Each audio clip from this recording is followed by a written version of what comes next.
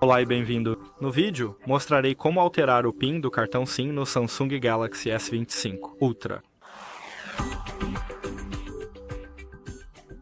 Para fazer isso, primeiro vá para configurações e aqui encontre conexões e toque em gerenciador de SIM. E agora pressione no seu cartão SIM e... Desculpe, fui para a seção errada. Então pressione mais configurações de SIM.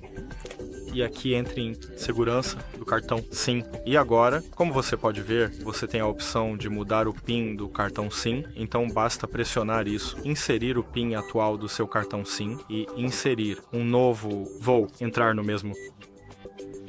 E novamente.